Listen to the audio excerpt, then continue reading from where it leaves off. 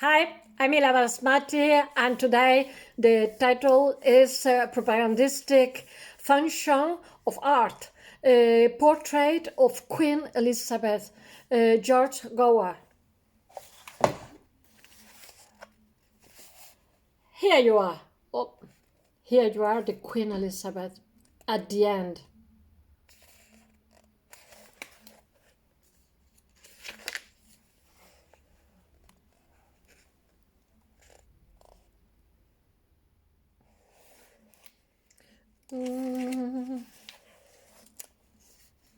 Spanish, the America, the hand over America, the power of the future. The battle, in the same picture, the battle against Spanish Armada Invencible. Well,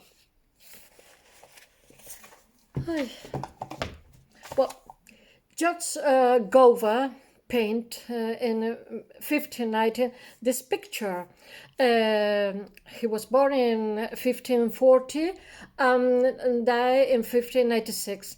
Was the Queen's Court painter and is incurred in the interior decoration in the church of the royal palace. As he came from an aristocratic family, he was able to execute the commission and capture the lavishes with which the queen wished to be perceived. A good idea.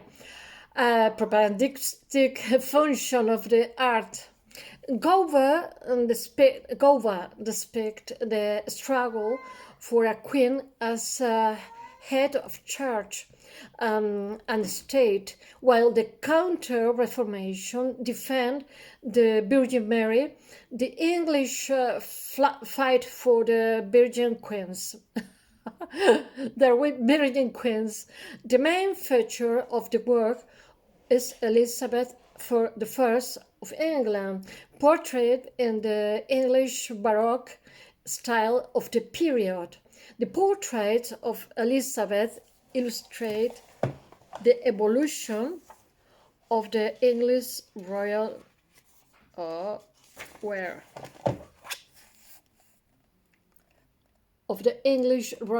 portrait in the early modern period, from conservative depiction to complex image used to publish power and state aspiration. Well, English never had been a good painter. They have incredible, in this time, an incredible architecture. But the queen is very intelligent and knows perfectly that the painters, the canvas, can show an idea of the queen.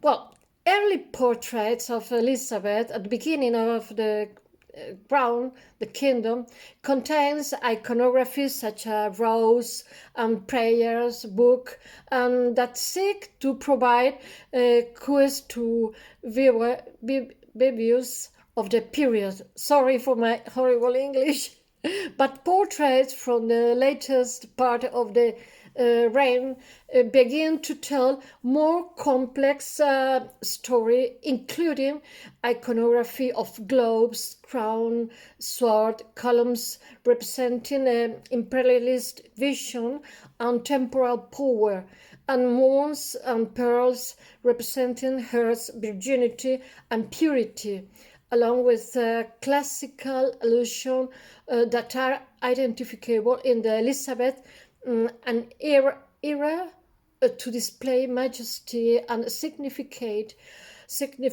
of the sovereigns. The queen's hand rests on a war ball beneath to the crown of England. Here you are.